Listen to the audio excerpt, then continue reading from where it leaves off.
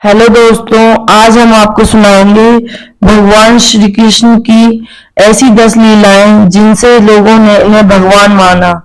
अगर आप हमारे चैनल पर नए हैं तो प्लीज हमारे चैनल को लाइक करें, सब्सक्राइब करें और शेयर करें।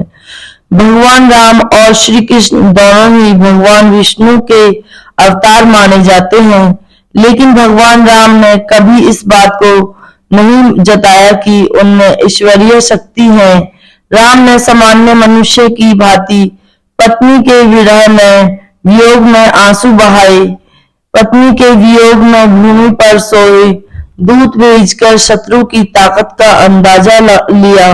लेकिन श्री कृष्ण ने समय समय पर अद्भुत लीला दिखाकर लोगों को विश्वास दिलाया कि वह 16 कलाओं से संपन्न मानव नहीं, महामानव विष्णु के अवतार हैं। तो देखिए, भगवान श्री कृष्ण की 10 लीलाओं के बारे में सुनाते हैं। श्री कृष्ण ने कंस के कारावास में जन्म लिया और इनका जन्म होते ही कारावास के दरवाजे खुल गए और प्रहरी गहरी नींद में सो गए। साथ ही आकाशवाणी भी हुई कि बच्चे को नंदगांव में नंदराय जी के घर पहुंचा दो और नंदराय की नवजात कन्या को लेकर आ जाओ। यह श्री कृष्ण के महामानव होने का पहला संकेत था। कंस को जब कृष्ण जन्म की सूचना मिली तो पूतना नाम की राक्षसी को कृष्ण को मारने के लिए भेजा। पूतना ने कृष्ण को चुरा लिया और अपने वक्ष पर जहर लगाकर उन्हें अपना दूध पिलाने लगी। श्री कृष्ण ने पूतना के वक्ष स्थल से उसके प्राण ही खींच लिए। विशालकाय राक्षसी खुद मृत्यु को प्राप्त हो गई। जिन्होंने श्री कृष्ण की इस लीला को देखा वह हैरान थे, क्योंकि पूतना ने नंदगांव के सभी नवजात बच्चों को मार डाला था, लेकिन नन्हे कृष्ण ने पूतना को ही यमपुरी पहुंचा दिया। उसी समय से लोगों ने कहना शुरू कर दिया, कृष्ण सामान्य मनुष्य नहीं, कोई महामानव है। कालिय नाग को कंस ने यमुना में भेज दिया। इसके जहर से यमुना का जल काला पड़ गया। इस जल को पीने से पशु पक्षी और लोग मरने लगे। नंदगांव के लोग सोचने लगे कि अब गांव छोड़कर कहीं और बसना पड़ेगा, लेकिन श्री कृष्ण को ऐसा होना मंजूर नहीं था। एक दिन खेल खेल में श्री कृष्ण यमुना नदी में कूद पड़े और पहुंच गए कालिया नाग के सामने। कालिया का वध कृष्ण करने ही वाले थे कि नाग कन्याएं प्राण की रक्षा की प्रार्थना करने लगी। श्री कृष्ण ने कालिया को नंदगांव से दूर जाने के लिए कह दिया और माफ कर दिया। कालिया ने श्री कृष्ण के सामने सिर झुका दिया और श्री कृष्ण ने कालिया के फन पर खड़े होकर नटराज के रूप में नृत्य करना शुरू कर दिया। नंदगांव के लोगों ने जब इस दृश्य को देखा तो हैरान रह गए और उन्हें विश्वास होने लगा कि श्री कृष्ण महामानव है।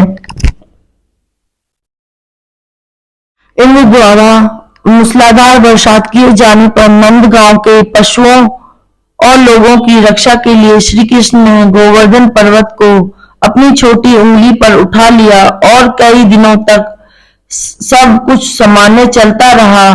तब इंद्र को माफी मांगने के लिए श्री कृष्ण के सामने आना पड़ा। तब जब लोगों ने श्री कृष्ण की यह लीला देखी तो उन्हें पूरा यकीन हो गया कि श्री कृष्ण मनुष्य रूप में भगवान है और श्री कृष्ण के कहने पर गोवर्धन पर्वत की पूजा शुरू कर दी गई। तभी से हर साल गोवर्धन पर्वत की पूजा की परंपरा चली आ रही है। कंस के पहलवानों को पराजित करके कंस का वध करना किसी सामान्य व्यक्ति के बस की बात नहीं थी। जैसे ही श्री कृष्ण ने कंस का वध किया, चारों दिशाओं में श्री कृष्ण के जयकारे गूंज उठे। श्री कृष्ण के गुरु संदीपनी के पुत्र की वर्षों पहले सागर में डूब जाने के कारण मृत्यु हो चुकी थी। गुरु दक्षिणा देने के समय श्री कृष्ण ने गुरु के मन की बात जान ली और उनके पुत्र को वापस जीवित करके उन्हें लौटा दिया। जब गुरु ने अपने पुत्र को जीवित देखा तो उन्हें यकीन हो गया कि श्री कृष्ण मनुष्य देह धारण किए हुए वास्तव में परमात्मा है, क्योंकि मरे हुए व्यक्ति को जीवित करना किसी मनुष्य या सामान्य देवता के बस की बात नहीं है।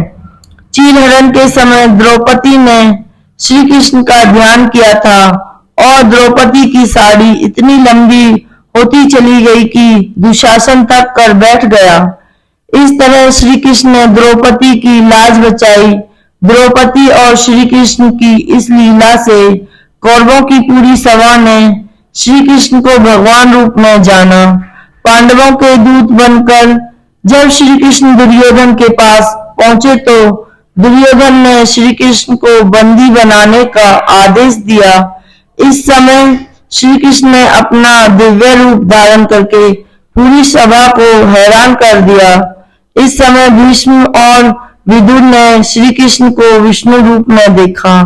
भगवान महाभारत युद्ध के दौरान हर दिन सुदर्शन चक्र से मरने वालों की संख्या की भविष्यवाणी करना यह भी बताता है कि श्री कृष्ण मानव नहीं महामानव है।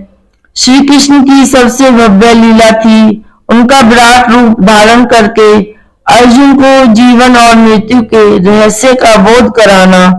श्री कृष्ण का विराट रूप साक्षात उनके परम ब्रह्मा परमेश्वर होने का सबूत देता है और इसके बाद कोई शक नहीं रह जाता कि श्री कृष्ण मानव देह में श्री विष्णु अवतार हैं।